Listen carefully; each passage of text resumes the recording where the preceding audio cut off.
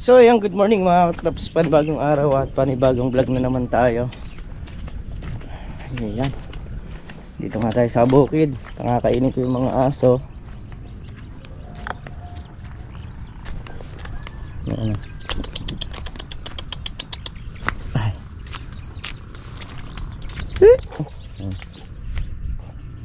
Kalaman-laman na.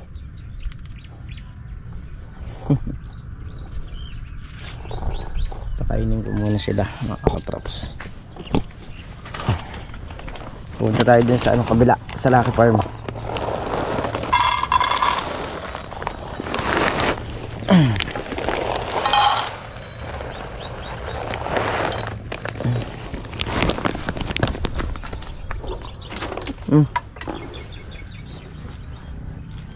Dito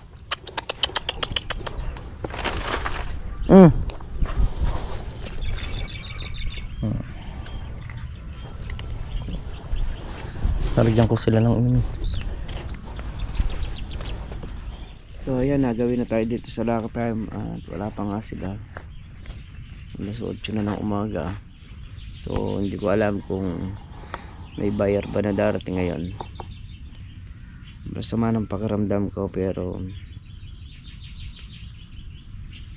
ay, naglalagutukan.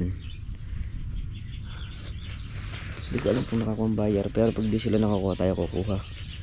Hindi man natin mapitas ngayon to, bukas sisingit natin kahit na ano lang naman to mga pangkalahating araw na pitasin.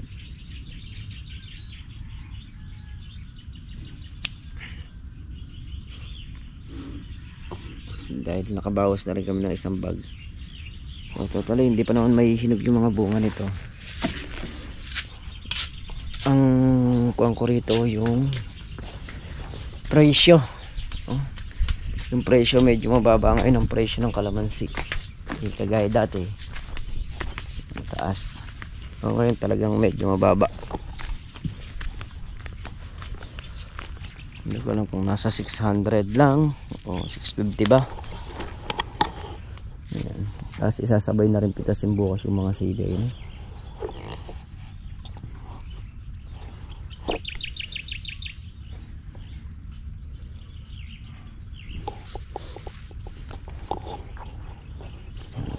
Labas na siya ng mga bulaklak.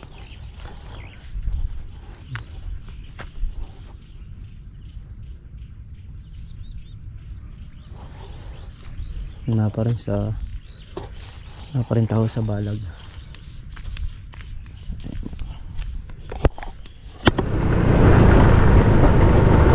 Bumalik ako rito sa kabila. Kaya anong tanghali na wala pa rin tao sa kabila. Punta muna ako rito.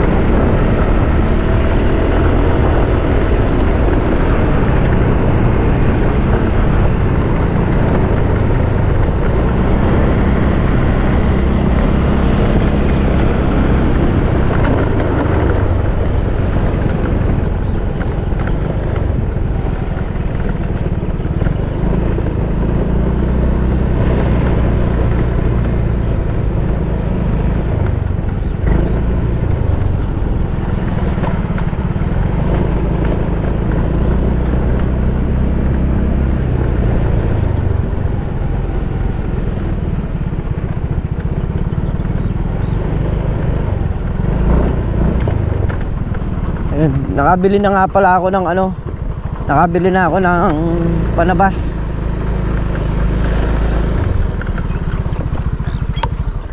So yun mga katrops, tayo nga umuwi para gawin yung dalawang panabas na in-order natin. So hahanap muna ako ng pampulo para magawa natin. So ito is tag 200 yung isa. Ayan. Para lang malagyan ko ng hanap din ako ng bikling, no? Para meron tayong panabas doon ng yung puno-puno ng kalamansi matabas natin. Ayan. Kumita sila ng kalamansi. 500! Utang na. Ay, nako. Mukhang lag. Na? Ano ba yun? Tagahakot kayo? Wala pa? Wala pang order. Bakit pumipitas na kayo? Ah.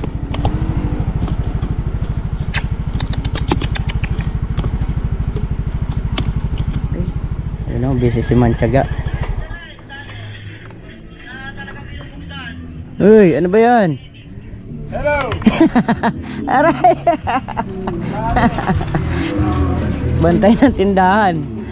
Si Gotel, gising na. Umalis.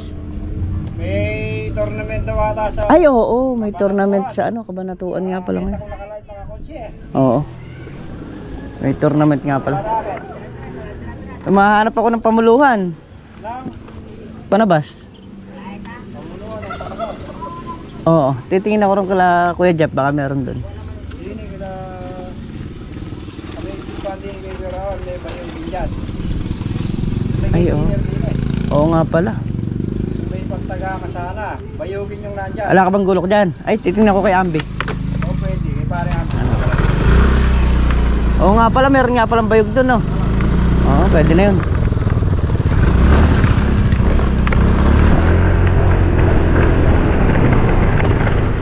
So, yun nga mga katrops, bali. Ito na nga yung puluhan. So, bali, ano to? 4.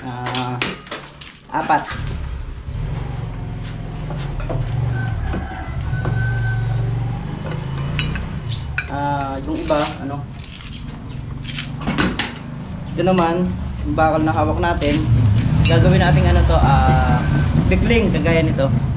Ayan yung nakalagay dyan sa dulo nung kawayan. Ito. So, dalawa pa lang yung meron, kaya kailangan natin ng kumuha pa ng dalawa.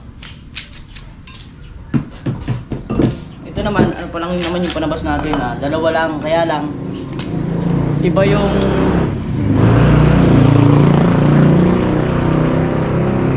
antimano, meron tayong nakareserba ng dalawa.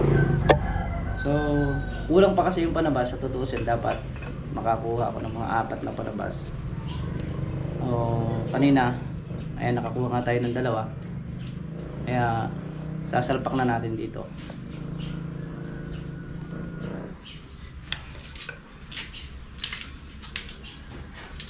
Mahirap din kasing maghanap ng itong puluhan niya. Mahirap din siyang hanapin. So buti na lang merong mga bayog doon, at ayun, nakakita tayo na gagamitin natin sa din farm. So ayan, sa shilling na natin ininit yung mga panabas para maisaksak na natin ngayon. Tapos bubunutin ko pa rin yan, gawa nung lalagyan natin ng steel epoxy yan pagka isasaksak na talaga natin, para siguradong walang galaw nang matagal siyang magamit. Kasi pagka hindi natin nilagyan ng steel epoxy yan, sandali lang bunot. Kaya ganyang lalagyan natin. Sasaksak ko na sila, palulubagin ko lang yung pinakabutas nito. Ang paggawa ng panabas maproseso rin.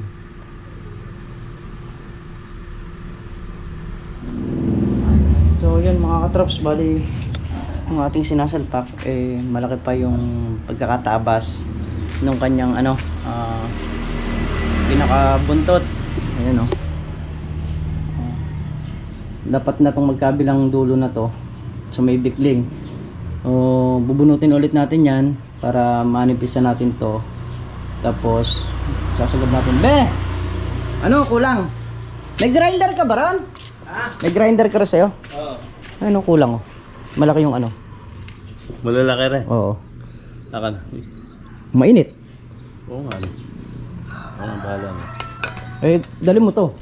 Gawa na tayong bikling. May cutting disc ka ba ron? Meron pa. Sige, sunod ako ron. Saan galing yan?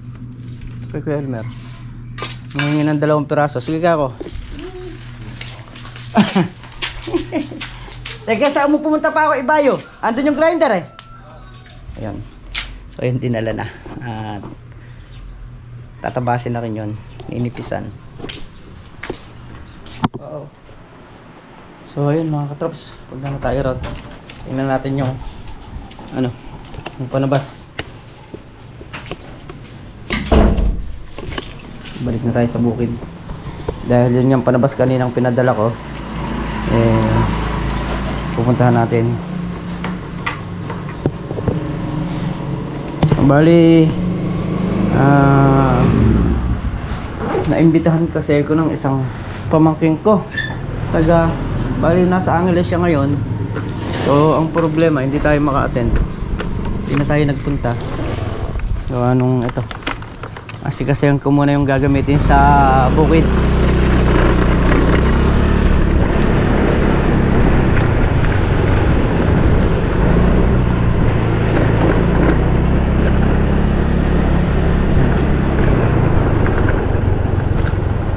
Tirik na naman ang araw. Ayan, at okay na yung panabas natin, na isaksak na. Pakita ko na lang sa inyo mamaya, diba? Pagdating natin sa bahay. So ayan, okay na oh. Medyo tinabasan lang ng konti para maisaksak ng maganda yun sa pinaka bikling nya. Yun, diba? Ito yung gawa natin ngayong maghapon. Kailangan kasi natin ganito para maanuhan na natin yung dahil ng mga kalamansi matabas. Tingnan tayo kung may bukas na na barber shop, makapagpagupit. Ito lang yung pring araw natin, libreng araw natin. Kaya samantalahin na natin hanggat may pagkakataon. Okay.